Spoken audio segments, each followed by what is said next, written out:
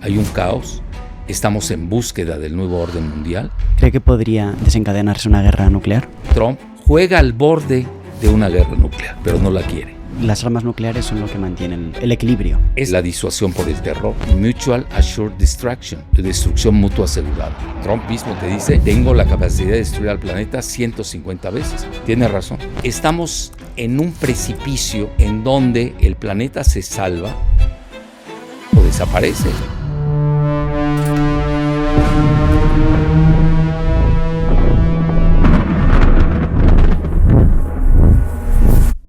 ¿Cómo vas a poner un ejército de Ucrania con una superpotencia nuclear del tamaño de Rusia? La guerra ya terminó. Pero esa se terminó desde que inició. Vivimos de propaganda, vivimos de intoxicación propagandística. Nadie como Israel maneja la propaganda mundial. En eso no hay que equivocarse. Israel ha gobernado con fake news. Todo es fake en Israel.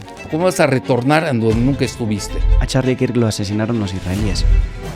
Aquí todos nos conocemos al final del día, pero eso no es relevante. Aquí lo relevante es, dime a quién lees y te diré quién eres. Los medios, ¿qué son? Son medios. ¿Quiénes los controlan? ¿Qué te van a difundir? Los intereses del medio. Pero cuando tú te metes y empiezas a indagar quiénes son los dueños, si digo quién es, me pones en riesgo tu vida.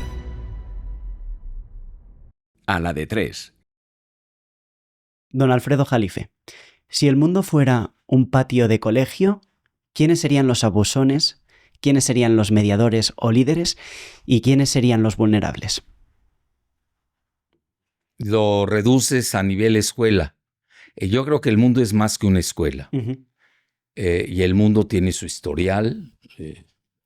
La Tierra que lleva 4,000 millones de años y los seres humanos que aparecimos hace 4 millones de años o más. Yo acabo de estar en Etiopía.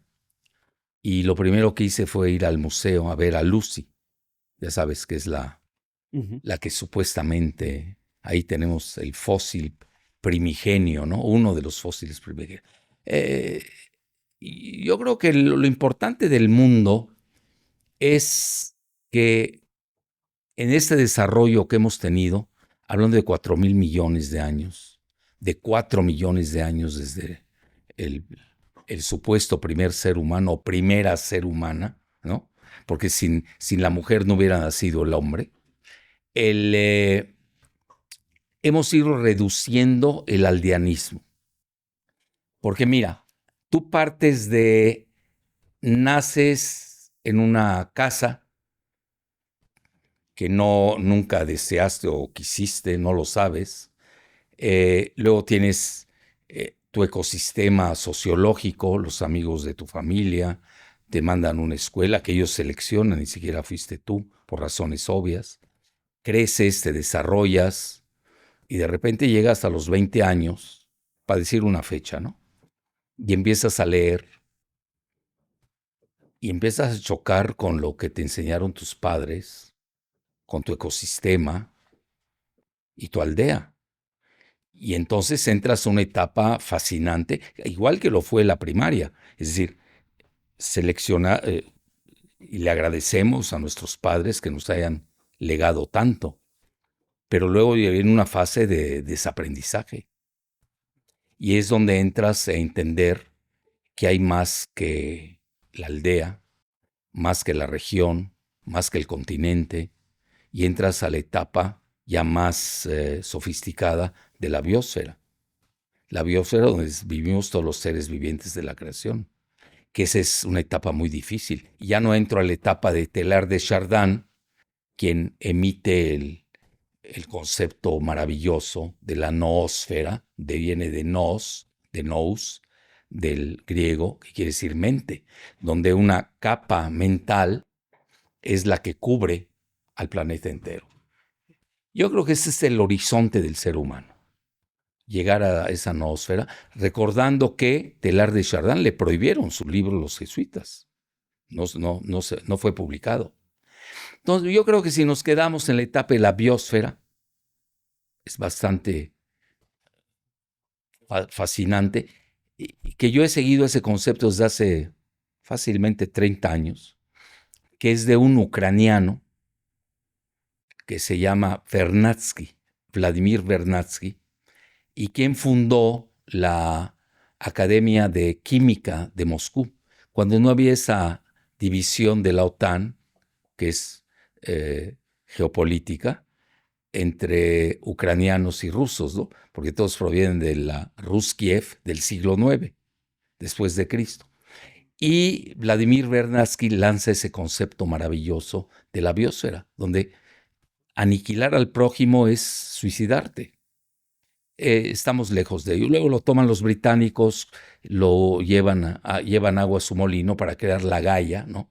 Ahí viene Gaia, de que es todo este concepto climatológico, etcétera, que ya viste en su entrevista, acaba Trump de deshacer, y no hago la apología de Trump, de deshacer ese concepto donde dice, a ver, primero que nada nos hablan de calentamiento global. Como no funcionó el calentamiento global, se fueron al enfriamiento global. Y luego ya, para quedar bien, ya se llama cambio climático. Es decir, todo el engaño alrededor de la cuestión de los hidrocarburos, que geopolíticamente es muy claro. Había que acabar con la URSS primero y luego con Rusia, que son, que ya ves, los han criticado como ser una gasolinera. Fíjate a dónde ya le di la vuelta a todo eso. Y ahí lo que se trataba era de, te quitas del petróleo para que yo luego me quede con él. Y es ahí donde cierras el círculo de destruyo a la URSS, destruyo a Rusia, lo que le sigue, me quedo con el concepto del calentamiento global, toda la cuestión de los hidrocarburos, etcétera, etcétera. Todo este cuento chino o japonés o tejano de que los hidrocarburos son negros, son de color negro, hasta eso, lo cual es cierto, el petróleo es de color negro, etcétera, etcétera, y entras al cuento de la ideología verde, ¿no? Que luego la ligas con el woke y ahí te sigues con una tendencia que quiere llevar al mundo a un gobierno mundial que quiere dominar. Entonces ahí es donde tienes tú elementos. ¿Qué te gusta? ¿La biosfera de Vernadsky o el gobierno mundial? Fíjate que cerré el círculo. O de George Soros, de la banca Rothschild, de Bloomberg o de Larry Fink de BlackRock. Estamos creando Denomba, Hemos montado la mayor escuela de transformación cultural del mundo. Hay esa sed de seguir conociendo, de seguir buscando formación e información. Hemos pensado que podíamos dar un paso más. Es una especie de escuela. Está diseñada con la narrativa del viaje del héroe. Voy a conocerme a mí mismo y voy a encontrar el propósito que tengo en mi vida, en mi empresa, en mi familia o donde sea. Hay más de 50 profesores. Los pondremos aquí en pantalla. Profesores que son catedráticos de universidad, profesores de universidad. Es un curso para invertir en ti mismo. ¿Por qué estás aquí? ¿Cuál es tu propósito? Vas a conseguir explicar quién eres. Tenéis el enlace en la descripción. Creemos que es una misión interesante. Para liderar nuestra vida tenemos que ser capaces de pensar. El punto de partida es el viaje del héroe, El objetivo no es ni escribir bien, ni escribir bonito, sino escribir para mirarte, a que te hagas preguntas. Estamos aquí con una misión y tenemos la responsabilidad de cumplirla. La vida de un hombre consta de un solo momento, el momento en que sabe definitivamente quién es. ¿A qué estoy yo llamado? ¿Cuál es el propósito de mi vida?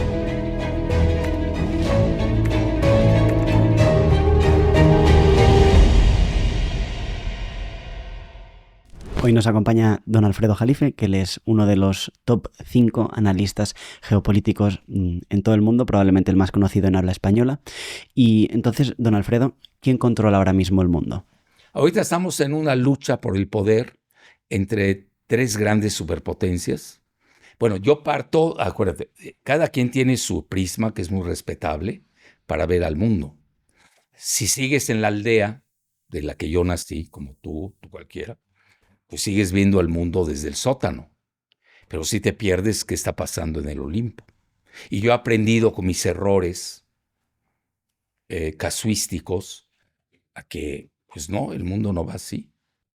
El mundo tiene una jerarquía, tiene controles, y hay sacrificables, hay quienes entienden esa esa dinámica, etcétera, etcétera, donde también el poder es muy definible. Tampoco creas que el poder es así fuera del otro mundo. Una cosa es hablar mucho. La cacofonía no te da el poder mundial. No pertenece a ese orden. Entonces, como yo imparto clases de posgrado en la UNAM, parto del concepto de la estabilidad estratégica. Estabilidad estratégica. Y la misma Rand Corporation, que es lo que más leen los rusos, como te pudiera decir, aceptan que existe esa estabilidad estratégica. Y hay 3 grandes actores, que son Rusia, no lo digo en orden, Estados Unidos y China. ¿Y cuál sería el orden? No existe el orden. Bueno, el desorden, yo diría, depende de qué estás hablando. A ver, yo creo, no creo, hay datos duros. Estados Unidos está en decadencia, pero tiene bastantes ojivas nucleares para aniquilar el planeta. Y lo dice el mismo Trump. Trump mismo te dice, tengo la capacidad de destruir al planeta 150 veces. Tiene razón, con las ojivas nucleares que quiere. Y él entiende el peligro nuclear. Bueno, ya no se diga Rusia. Putin es menos locuaz, no es ditirámbico, no es de mercadotecnia, tiene otra operatividad. China todavía está lejos a ese nivel, tiene 500 bombas nucleares. Estamos hablando de Rusia, depende de quién haga las estadísticas, 5,000, Estados Unidos más o menos lo mismo. Lo que podemos llevar al planeta es a ese precipicio nuclear. Por eso hay que tener mucho cuidado con los conceptos aldeanos. Yo diría los otros conceptos que son de desinformación, que no entienden cuál es el planeta, y los otros conceptos desinformativos. Entonces, primero que nada hay que entender cómo está el planeta. La pregunta que tú me estás haciendo, existe hasta hoy un orden o desorden, si te gusta, tripolar, de Estados Unidos, Rusia y China. ¿Por qué meto a China, que no tiene tantas bombas nucleares? Porque es la primera potencia tecnológica del planeta. Mira, existe un ranking que hizo ASPI, ASPI, que es un think tank de Australia, en donde de 64 rubros de tecnología de impacto o en tecnología crítica, antes le llamaban tecnología de punta, hoy le puedes decir crítico de impacto. De los 64, China lleva la ventaja en 57. Tú me dirás dónde está escrito el muro. Está muy claro el mundo a dónde va. Es decir, Estados Unidos cayendo. Ya si te vas a nivel de bloques, el G7 periclitando, los BRICS subiendo. Entonces, es muy clara la dinámica del planeta. ¿Por qué? Porque si haces análisis estáticos, te vas a quedar estático, para no decir catatónico. Tienes que hacer análisis dinámicos por las tendencias. De ahí que yo voy y fíjate, yo hasta he expuesto hipótesis, yo diría hasta temerarias, en donde Rusia y China tienen que salvar a Estados Unidos de su quiebra financiera. Porque si quiebra Estados Unidos, arrasa al planeta entero. Y eso no conviene. No le conviene ni a China ni a Rusia. Entonces estamos hablando estamos en un precipicio en donde el planeta se salva o desaparece. Esa es la realidad. Es decir, el abordaje epistemológico, el abordaje conceptual del planeta es diferente cuando tú lo planteas desde el punto de vista de la era nuclear, que ese es mi planteamiento, y cuando no entiendes ni siquiera la era nuclear. Entonces, cuando tú estás en la era nuclear, es obligado a encontrar un modus vivendi y operandi entre las 3 superpotencias. Porque de otra manera el mundo desaparece. Te cito a quien quieras, pero sobre todo a Trump, que lo ha dicho, 150. Yo me quedé, mira, yo pertenecí a una agrupación que obtuvo el Premio Nobel de la Paz, que es de la Federación de Médicos para la Prevención de la Guerra Nuclear. Por eso conozco ese tema. No creas que lo abordo así porque es la moda porque estoy 5 para la 1 hablando de ese tema. El abordaje de los conceptos hoy tiene que ser con el prisma de la era nuclear. Si no, vamos a incurrir en barbaridades y estamos arriesgando la sanidad del planeta entero. O sea, las armas nucleares son lo que mantienen el equilibrio. Es bueno, ya lo sabes, la disuasión por el terror. Incluso Nixon llegó a manejar el concepto de MAT. Fíjate, estamos regresando a la era de Reagan. Mutual Assured Destruction. Destrucción mutua asegurada. Entonces, no puedes partir de planteamientos que son muy válidos, créemelo. Yo respeto mucho los niveles de la pirámide del poder, desde la base, el sótano, hasta la cúpula.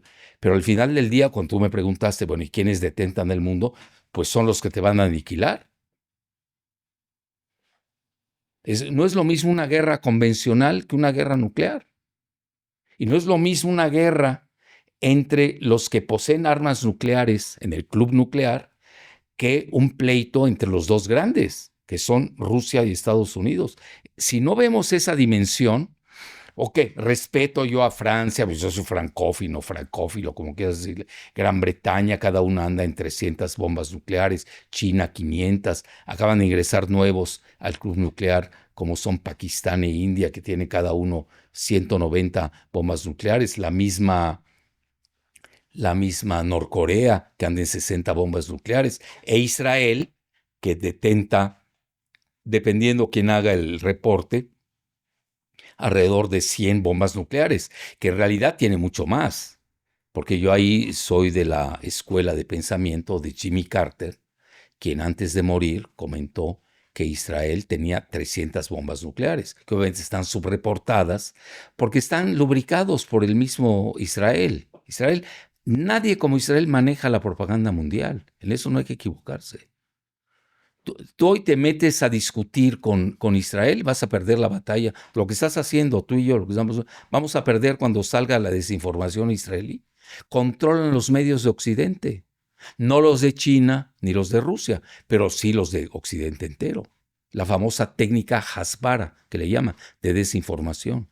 Y por eso hoy quieren controlar a los medios, las redes sociales, controlan los medios occidentales, que sería una pérdida de tiempo estar abordando en ello, pero eso ya se les acabó. Pero a lo que quiero llegar y me quiero centrar en ello, hoy Israel tiene por lo menos 300 bombas nucleares, yo soy de la idea que tiene más de 500, incluso rebasa a China. ¿Por qué razón? Doy datos duros. Israel tiene bombas clandestinas. No las vigila la Agencia Internacional de Energía Atómica. No firman el Tratado de No Proliferación de Armas Nucleares. Tienen Vanunu, que es un gran pacifista que fue perseguido arteramente por Israel, lo demostró en su momento a Daily Telegraph. Y a veces ha sido perseguido, etcétera, etcétera, etcétera. Allá en Dimona, que es el reactor nuclear más importante que tiene Israel. Bueno, la realidad es que ahora en el enfrentamiento entre Irán y Israel que se dio, Israel sacó a relucir la opción Sansón. Ellos son capaces de lanzar las bombas nucleares con tal de conservar o preservar, entre comillas, su existencia. Bueno, ahí tienes algo muy importante que no se maneja en el mundo, sobre todo en el mundo occidental, donde predomina la hegemonía de la propaganda israelí. Bueno, pero eso no es lo relevante. Lo importante es de que Rusia lo sabe, China lo sabe, Estados Unidos lo sabe. Entonces, tenemos que incorporar todas esas bombas nucleares que andan sueltas en el planeta para que este planeta no sea destruido. Porque si no, mira, todo discurso es cacofónico y estéril si no abordas ese tema. Porque estamos discutiendo tú y yo y ahora, ¡paf!, nos cae una bomba nuclear. Se acabó el tema. O un dron nuclear. ¿Qué define la guerra en Ucrania? Pues obviamente hay una disuasión nuclear. ¿Cuándo se frena la guerra de Israel con Irán?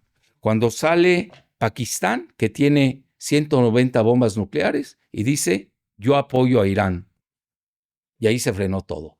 Porque ante la disuasión israelí, que hay un libro que se llama La opción Sansón de Seymour Hersh, que además él es házaro, es de origen turco, centroasiático, mongol, israelí, que luego se convierten a la religión judía. Y ahí se frena, porque ya tienes la doble disuasión por el terror. Tienes a Pakistán con 190 bombas nucleares, cuyas bombas fueron financiadas por Arabia Saudita, fíjate, pues eso no es lineal. Y cuando Israel estaba a punto de lanzar sus bombas nucleares, cuando le estaban golpeando con los misiles hipersónicos que sí detenta Irán, pero, y que hay que reconocer,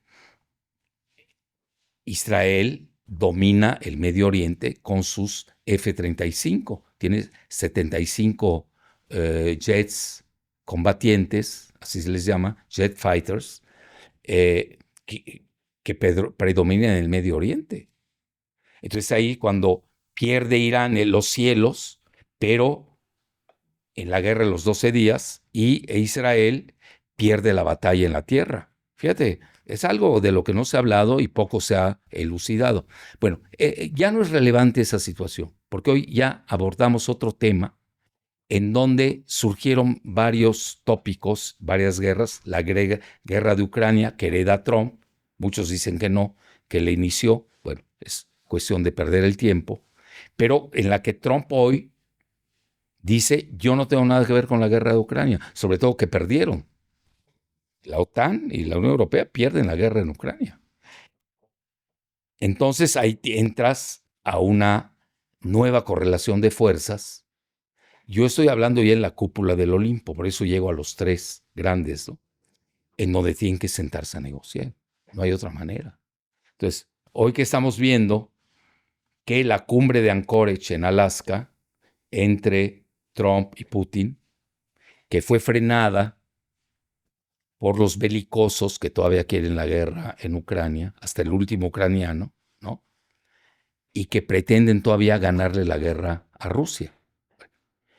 Y que frenan la cumbre de Budapest, que se iba a dar entre Trump y Putin. ¿Qué decide esa ruta? La derrota de Ucrania en Pokrovsk. Por eso Pokrovsk va a ser icónica, porque al ser derrotado o derrotada Ucrania en el campo de batalla, pues esto ya concluyó. ¿Para qué pierdes tu tiempo? Entonces Trump hábilmente no quiere cargar con la derrota en Ucrania, quiere verse como vencedor, él es muy buen mercadólogo, y se conecta con Arabia Saudita.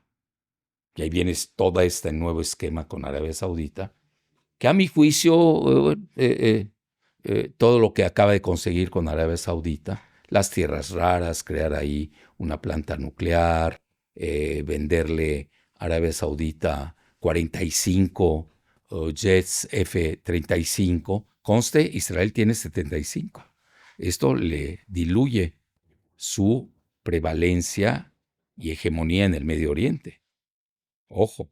Y luego tiene que salir el Departamento de Energía de Estados Unidos a decir que la planta nuclear con Arabia Saudita y Estados Unidos no va con el enriquecimiento de uranio. Bueno, está bien. Pero ¿qué estamos viendo? Esa es mi lectura. Que al final del día, Trump, que le echa unos ditirambos infinitos al príncipe saudita MBS, Mohammed Ben Sultán, pues o lo están mal informando o no entiende cuál es el juego de Arabia Saudita. Pero para mí subsume el nuevo orden tripolar. ¿Por qué? Arabia Saudita tiene excelentes relaciones petroleras con Putin. Maneja ya el petroyuan con China, a quien le vende grandes cantidades de petróleo. China es la que organiza la reconciliación de Irán y Arabia Saudita. Fíjate lo que te estoy diciendo.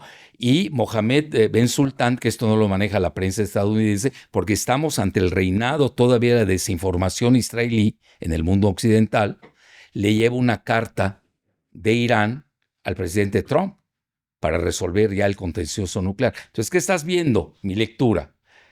Que Arabia Saudita no va a jugar con uno contra el otro. Tiene demasiadas cartas en los tres y para mí epitomiza al nuevo orden tripolar. Entonces, a grado tal que yo hasta he lanzado la hipótesis de que la nueva Suiza en el Golfo Pérsico es Arabia Saudita, porque va a tener excelentes relaciones con los tres. Que no se equivoque Trump al creer que con estas cenas de gala, ¿no?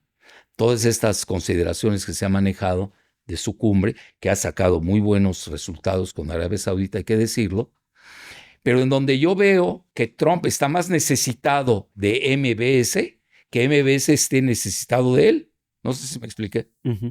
Eso ya te está diciendo mucho a qué mundo estamos yendo. Si es que lees datos duros y no te vuelves subjetivo o pues estás lubricado por una de las agencias ya conocidas del planeta. Entonces, cuando tú no sigues las tendencias, ves los datos duros, no puedes equivocarte.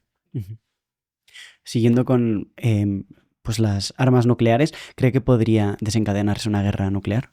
Bueno, mira, yo lo que digo, mi nuevo libro se llama El Trilema, porque tengo un trilema, el mundo está en ese trilema. El primero es la guerra nuclear que tú estás manejando. Yeah.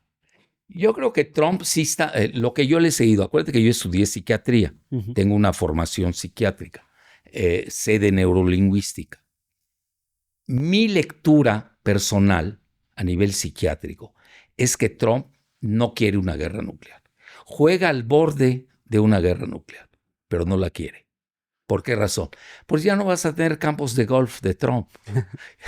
Va a desaparecer sus hoteles, sus inversiones en Arabia Saudita, todo eso va a desaparecer. Al final del día, Trump es una persona transaccional, para decirlo en términos muy suaves. Y Putin también lo sabe. Y yo no metería a China a ese nivel todavía, porque China todavía está lejos de entrar a ese club nuclear. Tiene 500 bombas nucleares, aunque si tú sigues el plenario que se dio, que muy poco seguido en el Comité Central del Partido Comunista, del Politburo, plantean que invertir más en asuntos nucleares para llegar a un equilibrio con Rusia y con China, y con Estados Unidos.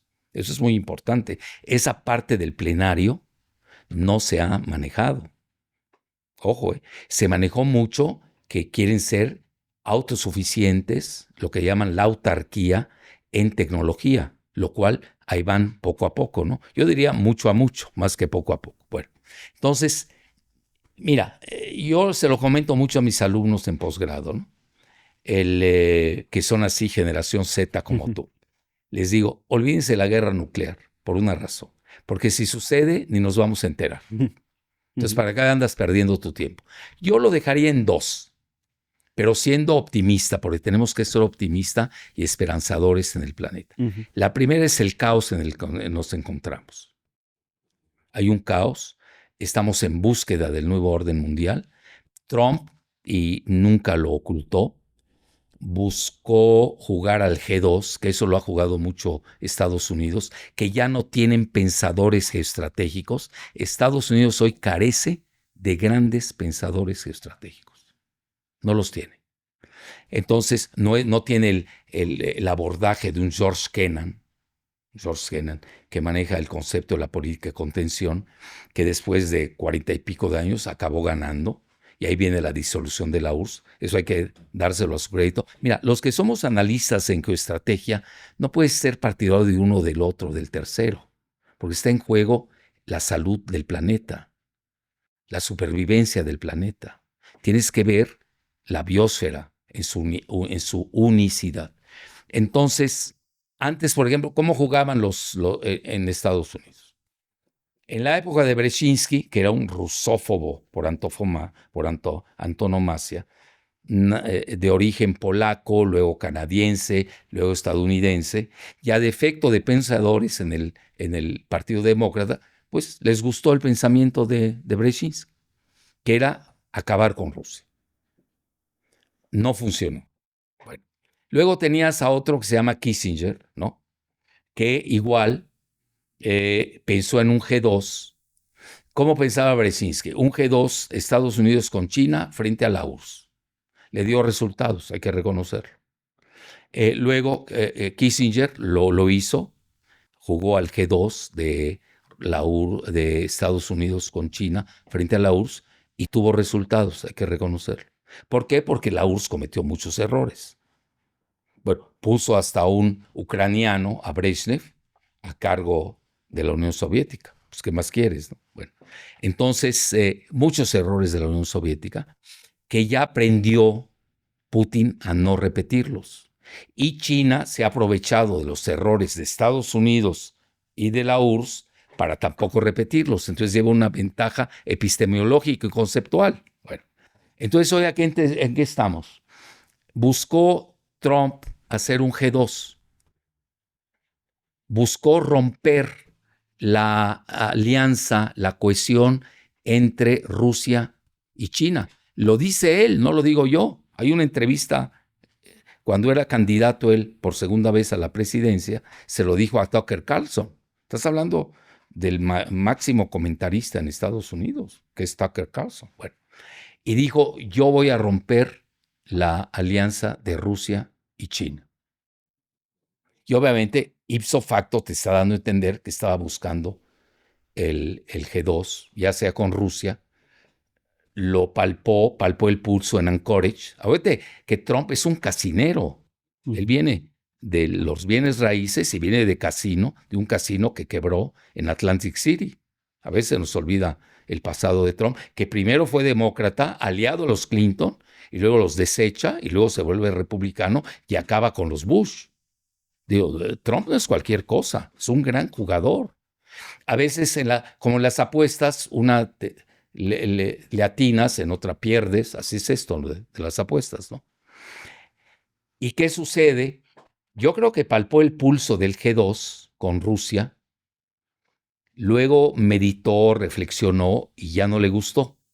Y empezó a jugar el G2 con China, que es la cumbre en Busan con Xi Jinping.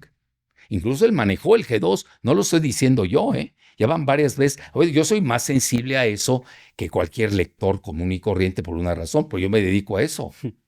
No es lo mismo estar leyendo, analizando, que leer un solo periódico y de ahí a brevas, ¿no? No, estamos hablando aquí de análisis. Bueno, y el G2 se le va, y tan es así que China le manda el mensaje que no quiere ese G2 que le está planteando. Y tan es así que recibe al primer ministro de Rusia después de que se va, de que acaba la cumbre de Xi Jinping con Trump en Busan, en Sudcorea. Llega el primer ministro de Rusia y hoy está el primer ministro de China en Rusia. Es decir, sí hay un G2, pero es entre Rusia y China, y quien queda aislado es Estados Unidos. Fíjate qué fascinante es cuando lo estudias desde el punto de vista académico y epistemológico. Ese famoso G2 sigue rondando. ¿Y dónde se acaba el G2 que buscaba Trump? En Prokhovsk, la derrota de la OTAN y la Unión Europea, y con Gran Bretaña en Prokhovsk. Así de fácil. Entonces, ¿qué hace Trump? Hábil, no quiere ser perdedor, tiene las elecciones intermedias el año entrante, tiene la espada de Damocles, tiene tres espadas de Damocles. Tiene 3 espadas de Damocles. Una, el caso Epstein, a ver cómo se zafa. 2, el post-Mamdani, el Mamdani, el nuevo alcalde de Nueva York. Fíjate qué importa. Y 3, la revuelta en la base MAGA, que no aceptan su alianza indefectible con Netanyahu, donde ya mucho se habla, en lugar de MAGA, ya estamos en MIGA. En lugar de Make America Great Again, ahora es Make Israel Great Again. Entonces, Trump es hábil, tampoco hay que subestimarlo, y empieza a jugar en consecuencia. Y yo ahí veo ese gran acercamiento que tiene con el príncipe Mohammed Ben Sultán, que lo recibe en forma ditirámbica, y esos acuerdos que realiza con Arabia Saudita. Estados Unidos aún tiene el dólar, la computación cuántica y la propaganda, aunque usted ha hablado mucho de Israel. Bueno, Estados Unidos, fíjate que hay que siempre estar actualizándose. Uh-huh. Ya la computación cuántica ya no la tiene tanto, porque ya China ya la está empatando. Uh-huh. Ya no la tiene. La propaganda todavía la tiene, hay que reconocer. ¿Pero de Israel o de Estados Unidos? Pues es que es mutuo, ¿no? Es que ahorita con la alianza Netanyahu-Trump, Uh-huh. da igual. Y luego cuando tienes a un AIPAC, AIPAC, no IPAC, ¿eh? No te confundas. AIPAC, el lobby israelí, controla el Congreso. ¿Ah, sí? Todos están lubricados. Pues no lo digo yo, hay datos duros. ¿Ah, sí? Hoy te salva en Estados Unidos no ser candidato de AIPAC. Por ejemplo, Massi, que es un contestatario de Trump, dice, yo no recibí dinero de AIPAC, del lobby israelí.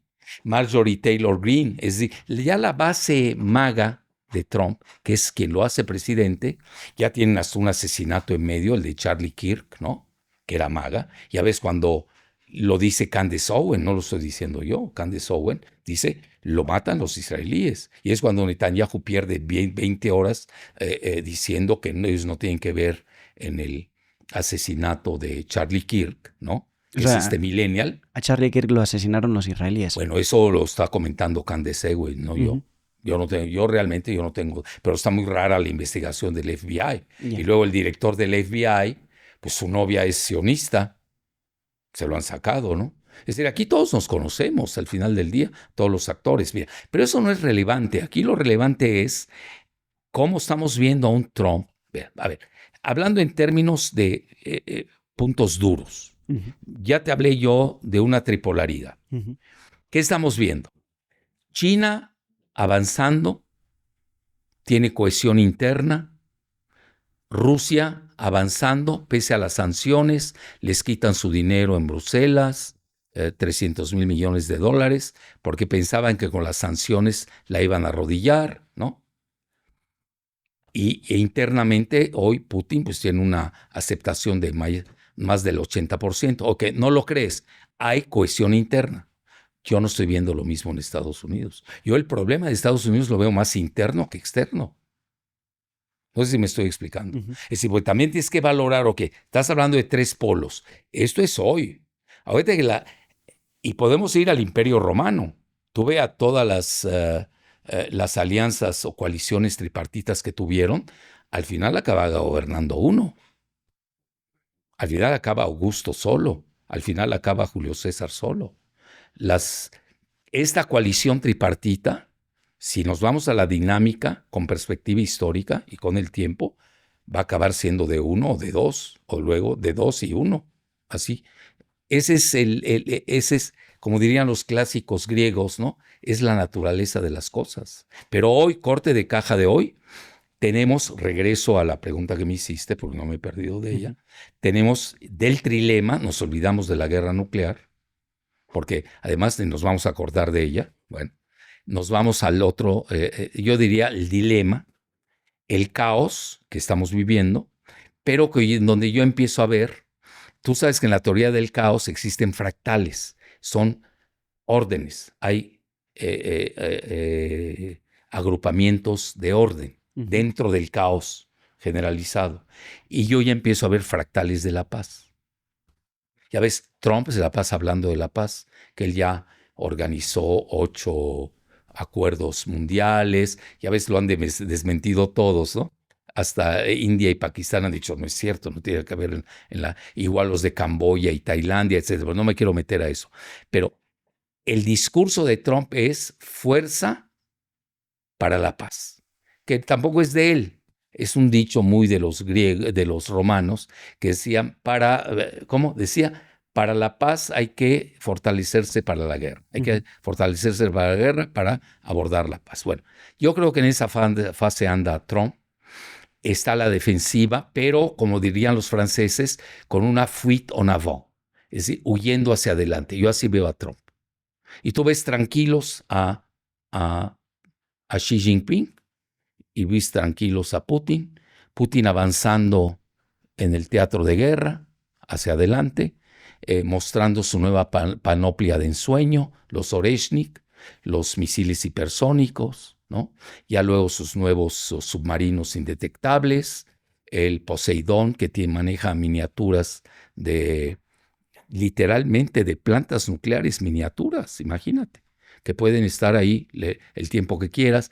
Entonces, hay un avance militar descomunal de Rusia, un avance descomunal de China, y lo digo respetuosamente, con un Estados Unidos endeudado, con 38 millones de dólares que tienen que pagar, una grave crisis interna económica, y con una fuerte inflación que es incoercible. A ver, datos duros, ¿no? Estás viendo, de los 3 polos, hay 2 polos avanzando, muy sólidos, y un polo que se está cayendo, pero eso no obsta para decir que sigue siendo una superpotencia. ¿Y quién tiene el ejército más poderoso del mundo? Es Rusia, sin duda. ¿Por qué? Porque mira, no los tiene, primero que nada, a ver, te voy a dar 2 datos duros. Primero, te voy a citar primero a los propios estadounidenses. US News and World Report, que es muy popular en Estados Unidos, pone en primer lugar a Rusia, a nivel convencional.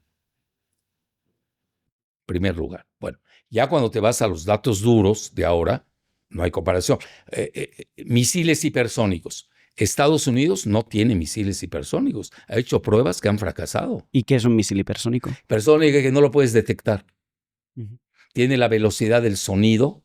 Por ejemplo, los misiles hipersónicos de Rusia están más allá de 10 Mach, M-A-C-H. Mach es la velocidad del sonido unitaria, y no los puedes detectar. No hay sistema defensivo. Toda la panoplia defensiva. Acuérdate que la guerra se maneja entre defensa y ofensa. Y ofensiva. No hay otro. Te resumo toda la vida. Desde Caín y Abel. ¿Ok? Abel no tuvo defensa ante la quijada de burro con la que le pegó su hermano Caín. Y luego pues, los descendientes de Abel, tuvieron que pensar en la ofensiva. Esa es la historia de la humanidad a nivel guerra. Ofensiva, defensiva, una sube, la otra sube, etcétera, etcétera. Entonces, hoy Estados Unidos, sus defensas quedaron horadadas. Todo lo que se llama Patriot, lo que quieras llamarle. Bueno, entonces, ese es el misil hipersónico, el Oreshnik. El Oreshnik decide la guerra en Ucrania, porque no la creían. Bueno, y ahora te vas a algo más poderoso. Ya no te voy a manejar ya el Kinshal, el Caliber, todos esos misiles de ensueño, etcétera, etcétera. Ya nos vamos a este submarino nuevo, que yo no lo sé pronunciar el nombre, que creo que se llama, a ver si recuerdo, el Burevestik, por primera vez me acordé. Submarino nuclear por el engine, es decir, por el motor, etcétera, pero que además tiene el Poseidón. El Poseidón ya es dron nuclear, que tiene planta nuclear adentro. Entonces, indetectables, pueden permanecer donde quieran, cuanto tiempo quieras. No hay manera. Llevan un avance de 2 generaciones. 2 generaciones. Y si están tan avanzados, ¿por qué Kiev aún es ucraniana? Porque mira, ¿a qué te sirve hoy un ejército como Rusia? Rusia tiene 18 millones de kilómetros cuadrados. Lo que menos quiere es territorio. La parte Rusia se maneja con el concepto de guerra híbrida del general Gerasimov. ¿Cuál es ese concepto? Es multidimensional, no es nada más militar. Es de varias variables. Entonces, una de ellas es: tú operas y obtienes territorios funcionales.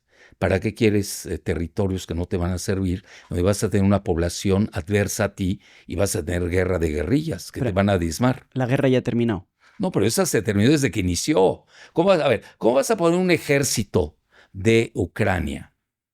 Que además no creas que me gusta mucho decirlo, porque para mí es una guerra civil. La de Ucrania son los mismos orígenes de Kiev Rus en el siglo IX, después de Cristo. Pero eso lo intentan hacer los neoconservadores straussianos, que intentan dividir a esa Rus Kiev del siglo IX. Eso es importante conocerlo. Entonces, ¿cómo te vas a pelear con una superpotencia nuclear del tamaño de Rusia? Ahora, había una trampa en ello. La gente de Biden querían que Rusia operara un Hiroshima y Nagasaki contra su propia población, que ahí obviamente te hubiera llevado a una opinión pública desfavorable. No hay que perder de vista esa opción, la tenían ellos en el radar. Y nunca cayó en la trampa Putin. Manejó una guerra convencional. Eso es importante. Es decir, la guerra que se operó aquí es convencional, pero al final del día ganaron los drones y ganó el Oreshnikov, que no tenía la capacidad Ucrania de hacerlo, porque ahí se tenía que desnudar totalmente la OTAN al mandaron mercenarios, mandaron operadores, consejeros, pero no mandaron ejércitos, que ahí hubiera tenido otro alcance. Esa cuestión hay que entenderla muy bien. Entonces, si tú ganas la guerra, hoy las guerras no las ganas nada más con las armas, tienes que ganarlas con la propaganda, a nivel económico, a nivel financiero. Ve cómo está la divisa de Ucrania, la hryvnia, devaluada toda. Ve cómo está el rublo. Yo acabo de estar el año pasado, he ido 3 veces a Rusia este año, porque me invitan. Igual voy a ir a China ahora a dar una conferencia allá en cuestión de seguridad. Igual si me invita Trump hoy, porque yo tengo mentalidad tripolar, no sé si me estoy explicando. Es decir, para mí el encuentro tiene que ser tripolar, pero con miras a que también ingrese la India. Yo no perdería de vista la India como una cuarta potencia en los próximos 5 o 10 años. Es decir, el mundo ya cambió, ya el mundo ya está a nivel del espacio, ya no es terrenal, ni siquiera submarino. Pero si seguimos dos en el sótano, en el submarino, en la Tierra, pues te vas a perder toda la cuestión espacial. Hoy es el mundo de Elon Musk, ¿me entiendes? De SpaceX, que en Rusia lo valoran muy bien, lo entienden. Bueno, entonces Ucrania estaba perdida desde que inició. Es una guerra estéril, inútil. ¿Qué estaban buscando en forma pueril? Desangrar a Rusia. ¿Por qué razón? Mira, esa era yo siempre he seguido a Biden. Biden en una ocasión comentó que a Rusia había que ganarle con una guerra demográfica. ¿Por qué razón? Porque Rusia tiene 40 o 50 millones de habitantes. 100 millones. Para su territorio, pues es diminuta esa población. Y de los 150 o 140, 20% son musulmanes. La cuestión de Rusia no es así tan homogénea desde el punto de vista de esas cuestiones a veces se les escapa a quienes se meten. Bueno, los que están en la propaganda nunca lo van a ver, pero los que analizamos tenemos que ver todas las variables. Tú me preguntas, ¿cuál es el talón de Aquiles de Rusia? Su demografía. Fíjate lo que te estoy diciendo. Entonces, por eso ellos tienen que tener excelentes relaciones con el mundo islámico, pero también las tiene Putin con Netanyahu. Oye, Rusia envió a más de 1 millón de rusos házaros, es decir, de origen turco-mongol asiático, a Israel. No te creas que es gratuito que el 90% de los judíos en el mundo hoy son ashkenazis, que obviamente no son semitas. Fíjate, 90%. ¿Qué son los ashkenazis? Son házaros, no son semitas de origen, son conversos al judaísmo en el siglo IX antes de Cristo, después de Cristo. Fíjate el siglo IX qué importante es, sobre todo para esa región. Bueno, entonces, esa guerra, lo que estaba buscando Biden, que tenía a 2 operadores házaros en su gabinete, a Jacobo o Jacob, luego le pusieron Jake Sullivan, que era su asesor de seguridad nacional, y a Blinken. Los 2 son házaros. Pertenecen a la escuela de pensamiento de los neoconservadores straussianos, manejados por Vicky Nuland, házara, y su familia, los Kagan, que ahí viene la palabra del caganato, Kagan, el caganato, que hay, sus familias no es gratuito que se apelliden Kagan. Lo estoy diciendo en inglés, porque en español suena muy feo. K-A-G-A-N. Ellos traían desangrar a Rusia demográficamente. Ese es era más una guerra demográfica de la que no se habla que una verdadera guerra como tal. ¿Y cuál es el talón de Aquiles de China? Bueno, el talón de Aquiles de China es ahorita meterse una guerra nuclear con Estados Unidos. No les conviene. Lo peor que le puede suceder a China es meterse una guerra. ¿Para qué? Si ya estás ganando la guerra. Que no es nuclear y no te vas a pelear con Estados Unidos. Vas a negociar, y sobre todo vas a recuperar a Taiwán. Eso es lo visible. Y obviamente intentaron balcanizar a China mediante de la provincia de Xinjiang, que no les está funcionando, que es islámica, y a través de la provincia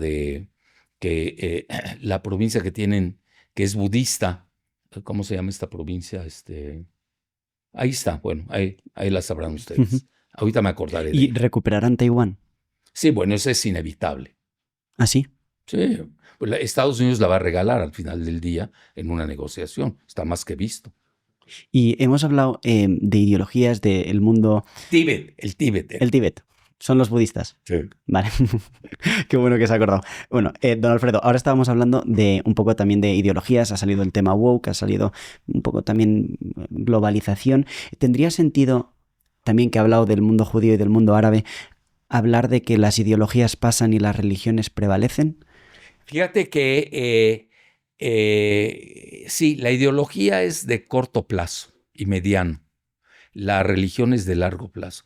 Mira, yo tengo un concepto, eso es muy personal, que no sé cómo lo quieras plantear, si religiosa o ideológicamente, porque a veces van de la mano y a veces chocan, no necesariamente son paralelas.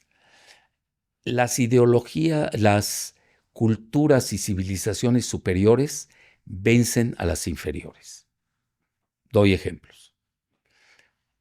Roma vence a Grecia militarmente. Grecia triunfa en el largo plazo culturalmente. Vámonos a los turco-mongoles, que yo lo he seguido. Incluso he estado en Uzbekistán, visto las estatuas a Tamerlán, todo eso. Bueno. ¿Qué pasó con el imperio mongol? ¿Qué pasó con Gengis Khan? Si ganaron militarmente, hacían, deshacían, ¿por qué acaban siendo absorbidas por los conquistados culturalmente? Porque eran superiores civilizadoramente. Ve, el Gengis Khan, nómada, no sé, politeísta, etcétera, sacrificaban caballos, etcétera, etcétera. En el mundo islámico gana el Islam. Fíjate qué importante. En el mundo házaro gana el judaísmo. Por ahí vienen los házaros. Y no lo digo yo. El máximo historiador israelí, Shlomo Sand, tiene 2 libros fascinantes. The Invention of the Jewish People, el invento del pueblo judío. Y él mismo es házaro, el mismo Shlomo Sand. Dice, pues esos no son de aquí. Entonces, cuando tú hablas de la ley del retorno, ¿cómo vas a retornar a donde nunca estuviste? Y luego la otra, The Invention of the Land of Israel. Desmonta todo eso. Es decir, Israel ha gobernado con fake news. Todo es fake en Israel. Por ejemplo, Netanyahu no se llama así Netanyahu. Se llama Mileikovsky. ¿Ah, sí? Sí, Mileikovsky, ¿quién es? Pues es su padre, que era el segundo de a bordo de Jabotinsky, que es de Odessa, y es el que realiza el sionismo revisionista. Lo que pasa es que, mira, vivimos de propaganda, vivimos de intoxicación propagandística. Y eso Israel, nadie lo domina como ellos, hay que reconocerlos. Por eso ellos tienen obsesión por controlar los medios masivos de comunicación y ahora se van sobre todos los influencers, sobre todas las redes sociales. Esa es su nueva... Netanyahu lo acaba de decir. ¿Es verdad que han comprado TikTok? ¿Cómo? La quieren comprar. La quieren comprar. A través de Allison. Uh-huh. Allison, que es israelí, házaro, ya ves que el que maneja Oracle. Sí, totalmente. Uh-huh. No, pero no nada más eso. CNN... quieren llevarse Fox News, etcétera, etcétera, todo. Dicen que el 95% de los medios de comunicación pues, más importantes están controlados por 6 compañías. Sí, y todas se las quiere llevar Israel. Quieren el control. Entonces mañana, ¿qué vas a ver? que el genocidio de Netanyahu lo van a querer transformar en que son los palestinos quienes crearon el genocidio contra Netanyahu.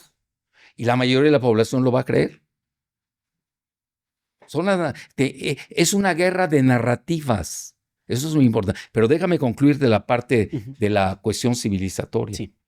Entonces, y los católicos igual, la parte católica vence a toda la cuestión, porque el catolicismo tiene una cultura y civilización superiores.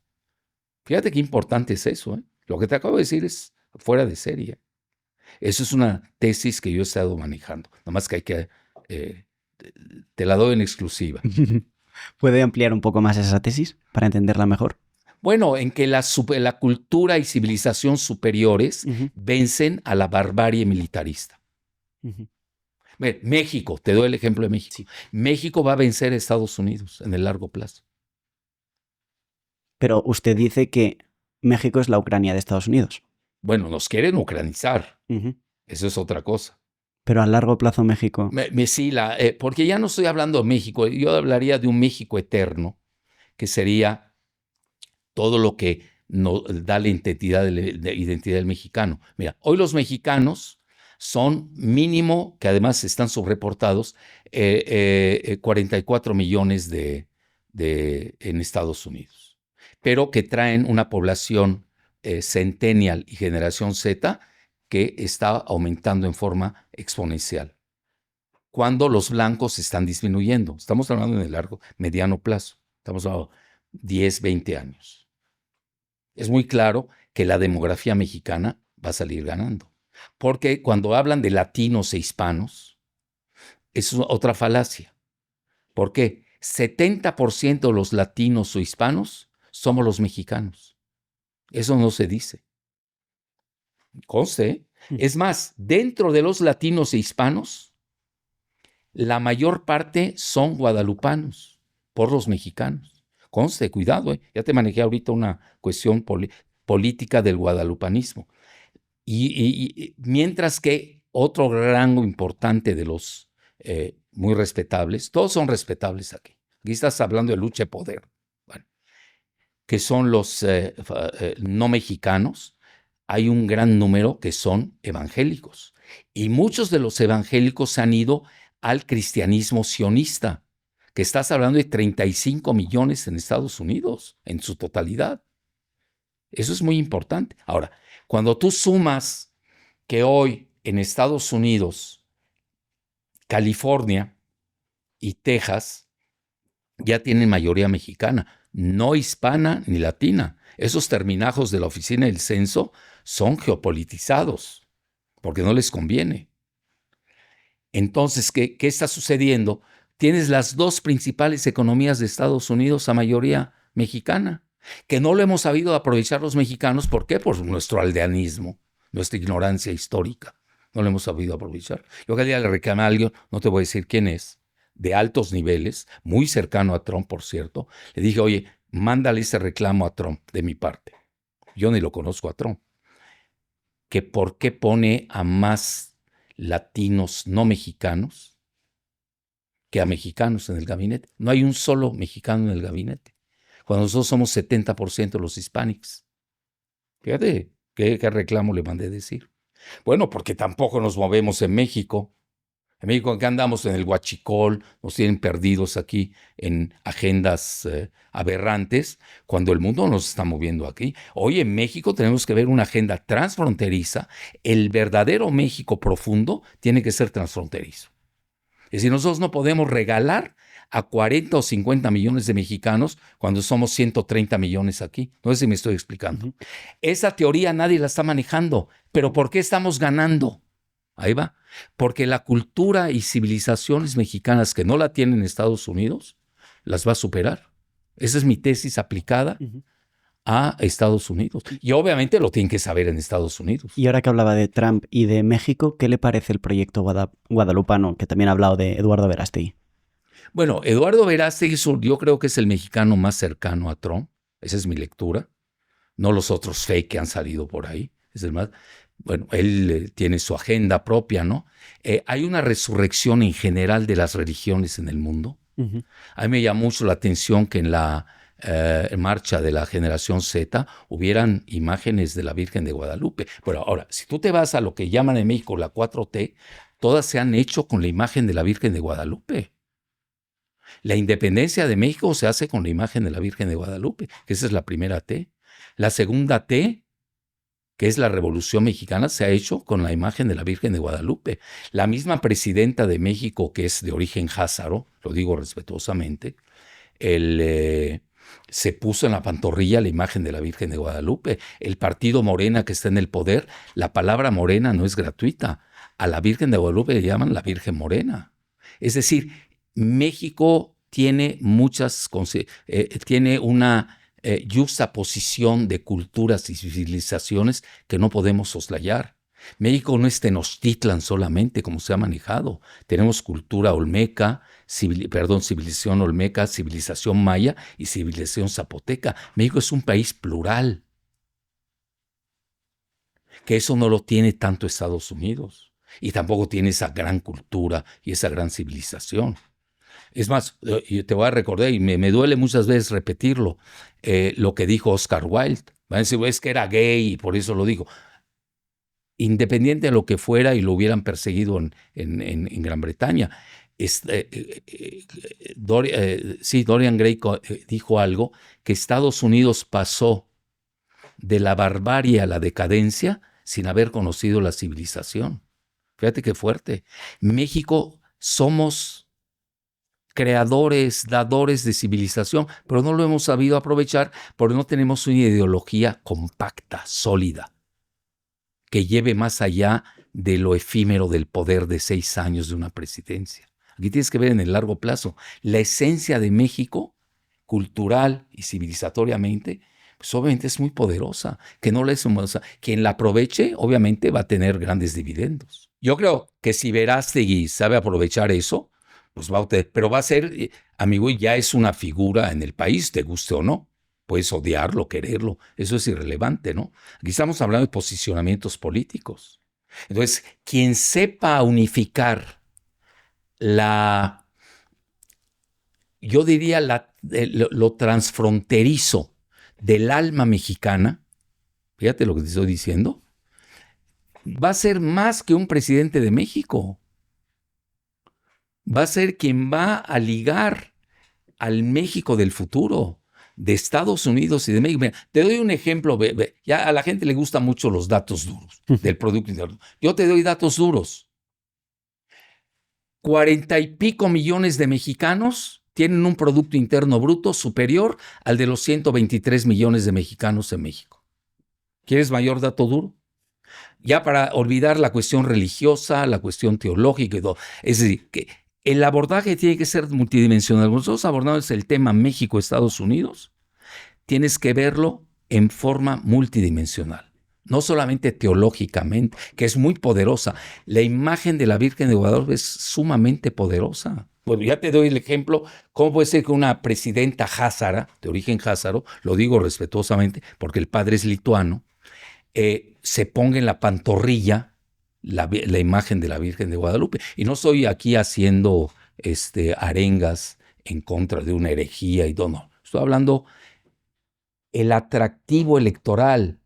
Pero eso es una elección. Yo no te estoy hablando de una elección. Yo te estoy hablando de algo eterno. ¿Cómo vas a romper? Cuando esa cohesión de mexicanos que los une el guadalupanismo político, ojo, guadalupanismo político, entre Estados Unidos y México. ¿Cómo lo puedes romper? Cuando además el segundo ingreso de México, fuera del primero que no lo quiero decir, el segundo ingreso de México son las remesas que vienen de los mexicanos que tenemos en Estados Unidos. Quien sepa leer esto que te estoy diciendo va a tener mucho éxito. ¿El primero son las drogas? Sí, obvio. Pero eso fomentado, ya sabes por quiénes. ¿Por quién? Por ellos mismos.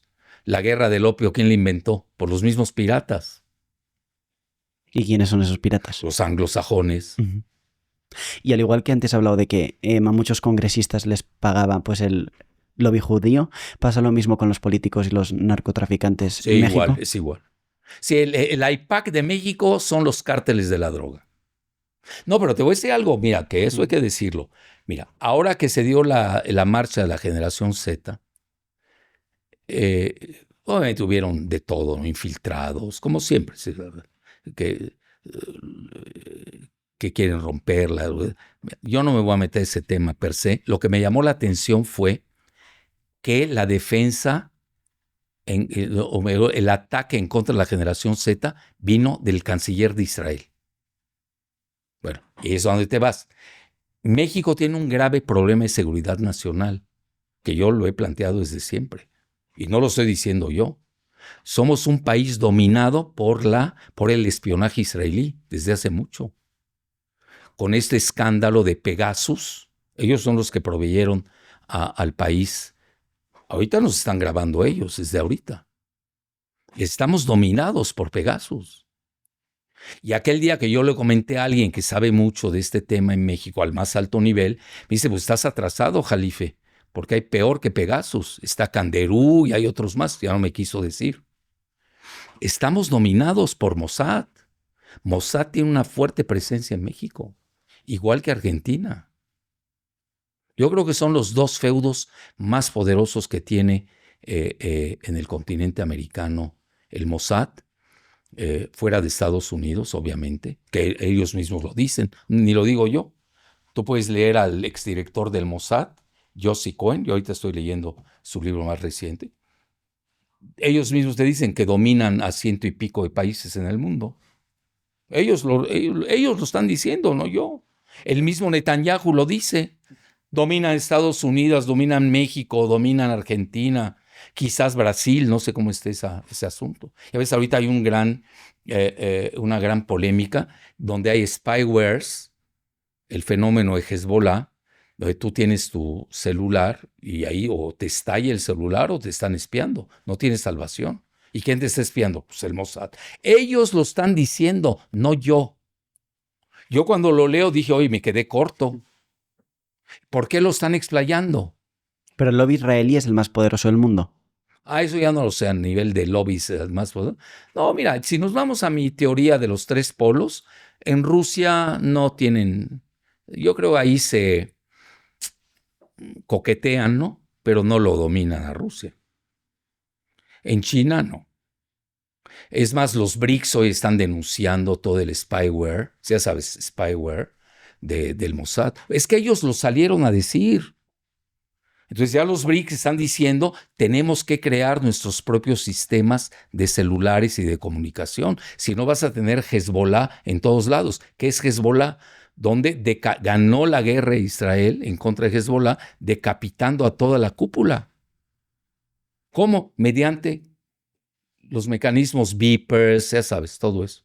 Ellos lo dijeron, no nosotros. Netanyahu le salió a decir, yo acabo de escribir un artículo al respecto, a los congresistas estadounidenses, dice, todos ustedes tienen una parte de Israel, tienen un pedazo de Israel. ¿Y cuál es ese pedazo? Lo dijo, comunicaciones, celulares, alimentos y medicinas. ¿Qué más que? Entonces tú me preguntas, ¿controlan? Bueno, yo creo que controlan hasta cierto punto y viene una revuelta, yo creo que viene una revuelta global en contra de esa hegemonía israelí. Eso sí se nota. En Estados Unidos, AIPAC, ¿qué es? Es una revuelta de la base de MAGA en contra de AIPAC. La MAGA no es MIGA. Y ahorita el Partido Republicano, yo creo que esa es su peor fractura. Tiene que decidir Trump si va a ser MAGA o MIGA. Fíjate qué dilema. Porque él lo dijo en la Knesset de Israel cuando fue. Si eso es lo malo de hablar demasiado. Él dijo que lo habían ayudado el casinero Sheldon Adelson, y ahí estaba la esposa, la viuda, Miriam Adelson, que además él en forma sarcástica dijo, ¿a quién le vas más, a Estados Unidos o Israel? Y no contestó Miriam en la Knesset. Miriam Adelson, esposa del casinero Sheldon Adelson, que Trump lo dice, me colocó a Bolton como asesor de seguridad nacional. Y ahora están publicando que el mismo Marco Rubio lo colocó nada menos que Miriam Adelson en el Departamento de Estado. Bueno, pues, ellos los dan. Fíjate, yo no tengo datos al respecto. Yo los leo. Y yo antes que nada leo a la prensa israelí. Ellos lo están diciendo. No sé si ya te contesté. Y don Alfredo, ¿quién domina el dinero mundial? ¿Quién domina la economía mundial? Bueno, esa es la pregunta más fácil que me has hecho esta tarde o noche, ya ni sé qué es. Mira, porque ahí hay datos duros. Mira, yo he hecho una dicotomía, o una clasificación, un ranking, ya manejándote en datos duros. Todo lo que te digo son datos, cualquiera lo puede googlear. Haz un niño de kinder. Lo que se llaman los que vivimos en este planeta, que no estamos informados, somos legulillos, no te dedicas al análisis así puntual, no se lo puedes exigir a un ciudadano común y corriente. Y los partidos políticos todos están comprometidos. Los partidos políticos son una bola de porquerías que no sirven para nada en el planeta. Dime para qué han servido. Bueno, entonces existen los bancos clásicos que conocemos, ¿no? Que yo les he llamado megabancos, porque manejan fortunotas. Estás hablando JP Morgan, Goldman Sachs, HSBC, Citigroup, que por cierto está al borde de la quiebra, Wells Fargo, etc. Bueno, pero cuando tú te metes y empiezas a indagar con una metodología forense, bueno, ¿y quiénes son los dueños de esos bancos? Pues resulta que hay bancos arriba de esos bancos, que yo he llamado megabancos. Arriba están los gigabancos. ¿Y quiénes son los gigabancos? Pues muy sencillo. Yo, mira, que he estudiado ese tema y lo vengo analizando puntualmente, me sorprendo cada día más, porque obviamente pues yo no tengo acceso a ese tipo de información. Muchas veces no es fácil encontrarla. Te estoy hablando de 20 años de investigación. No creas que es un día al otro. Yo antier me fui de espaldas porque descubrí uno nuevo. Yo llevaba 4 en mi haber. Y acabo de descubrir uno que resulta que ahí lo tenían escondidito, ¿no? Y controla todas las bolsas de valores del mundo, bueno, las de Occidente. Ahora hay que saber diferenciar en el orden tripolar, porque ya no controlan China y ya no controlan Rusia. Eso también hay que manejarlo bien. Y los 4 gigabancos, es más, voy a citar al que acabo de descubrir, y no sé por qué se me había escapado. Bueno, pues algo se te escapa, ¿no? Acuérdate, yo estoy desde abajo, viendo desde la base de la pirámide, subiendo poco a poco y teniendo información e investigación. Y obviamente tienes que cotejar, siempre tienes que contrastar la información, no la puedes dejar así, ya lo dijo tal, igual. Yo sigo mucho el método dialéctico. Ok, veo la tesis, dependiendo de tu hipótesis, ¿no? Veo la antítesis y dejo que los lectores o seguidores saquen su síntesis. Y me ha dado excelentes resultados. Cuando te equivocas, corriges y pides perdón. Punto. Bueno. Charles Schwab. Me fui de espaldas. Charles Schwab. S-C-H-W-A-B. Y tiene más dinero que Fidelity. Pero Fidelity era de los 4 grandes. Y luego Russia Today lo publicó. No te hablo de cualquier portal. Russia Today. Bueno, luego lo saca, para que veas cómo yo contrasto, lo saca Bernie Sanders, que además se equivocó un poco porque él no es economista ni financiero. Es un házaro extraordinario, un gran pensador a mi juicio, etcétera, etcétera, pero muy marginado por el sistema estadounidense. Tan es así que Hillary Clinton le robó las primarias en el Partido Demócrata. Bueno. Y ahí ya cité a Charles Schwab, ¿no? Ya me quito esa carga sí. que no, de esos días. Y tienes primero BlackRock. ¿Quién es? Larry Fink. BlackRock, Larry Fink. Que en México está posicionado hasta las entrañas. Bueno.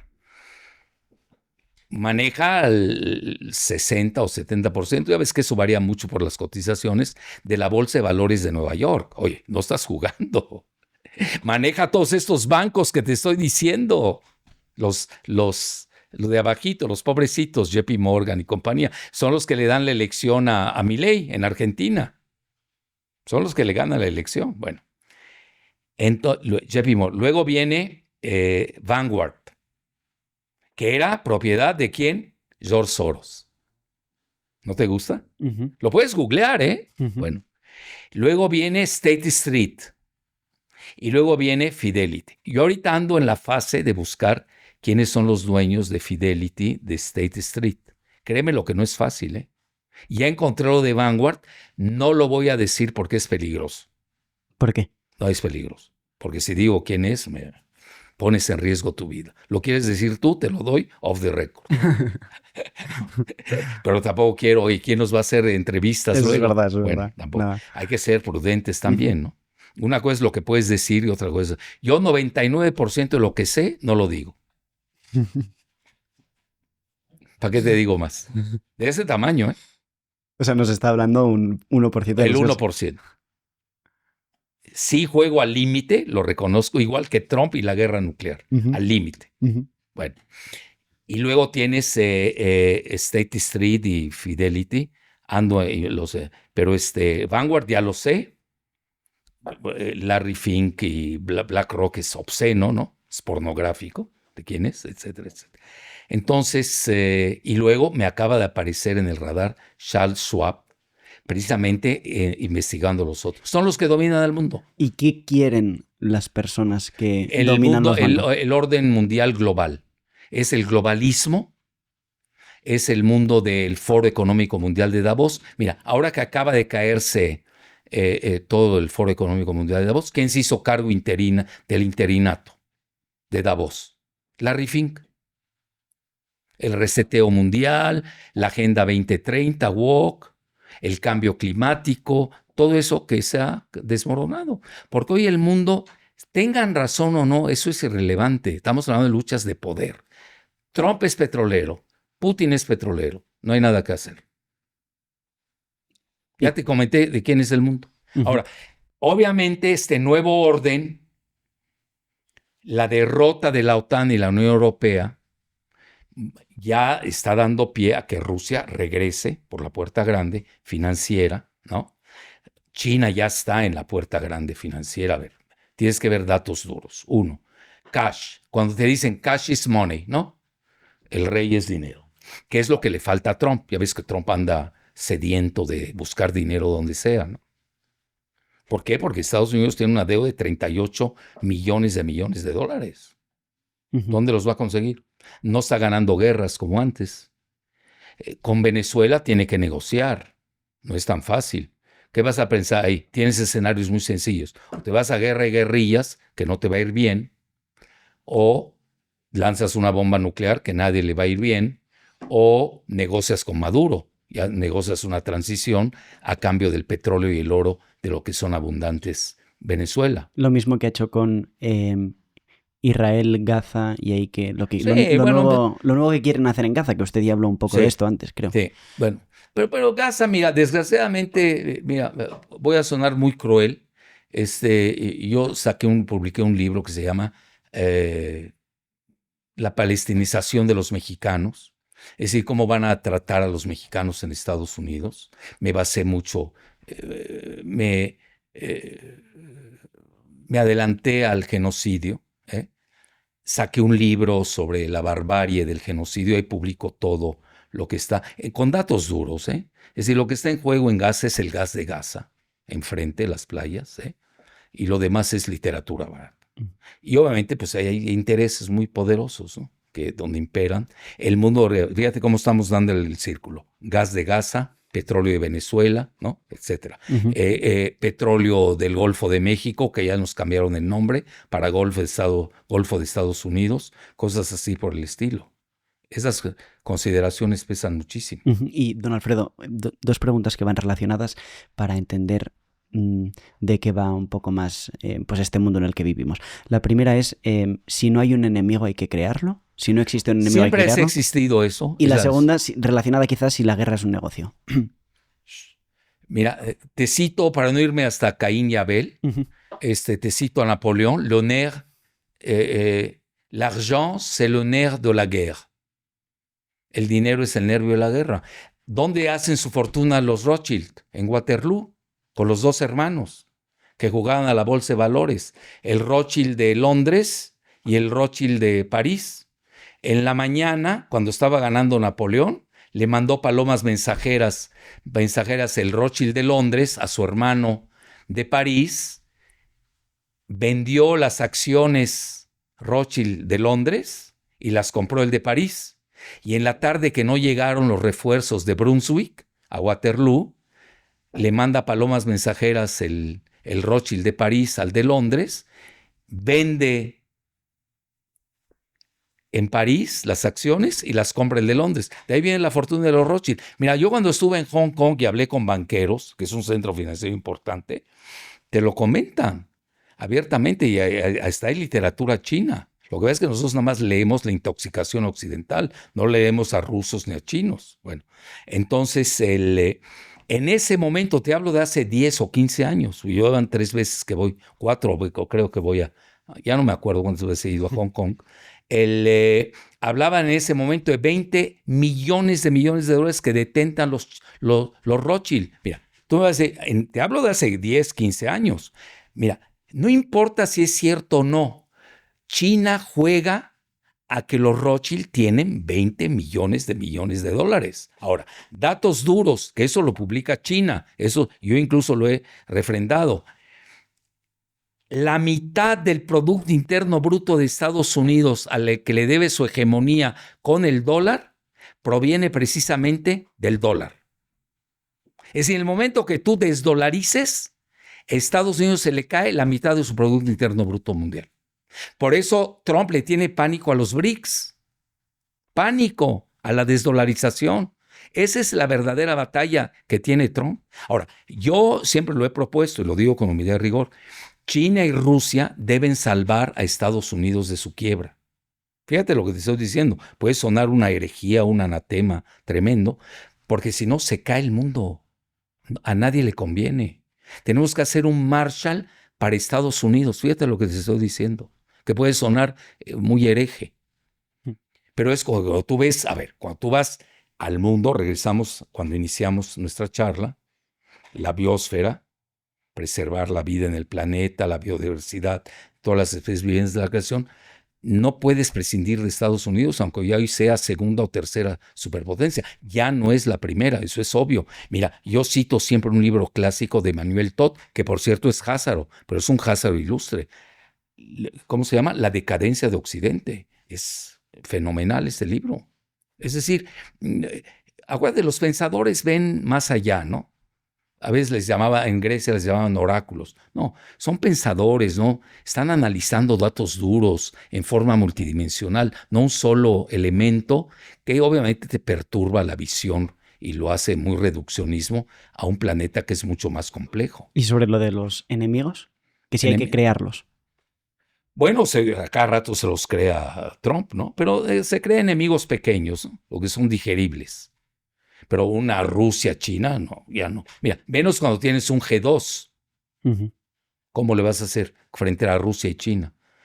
No creo que Trump sea tan suicida. O sea, ¿usted cree que las batallas más importantes son las que no se ven? O de las que no se habla en los medios. Eso. Porque ahora, por lo que he entendido, es como que, bueno, Rusia ya había ganado la guerra, lo de Gaza tampoco, pero es lo que más sale en los medios. En los medios sí, a nivel medio sí, a nivel popular. Sí, pero acuérdate quién maneja los medios. Estás hablando de intereses. Tú dime a quién lees y te diré quién eres. Es decir, los medios, ¿qué son? Son medios. ¿Quiénes los controlan? ¿Qué te van a propalar? ¿Qué te van a difundir? Los intereses del medio. A ver, ¿qué va a difundir Fox News? Los intereses de Murdoch, ¿no? ¿Qué te va a proferir? A ver, ¿a quién ponemos del lado de Trump? Pues Breitbart, ¿no? Ya ves, casi nadie la lee. Por eso él mismo hace sus tweets. Y él es un fenómeno a nivel de redes sociales, ¿no?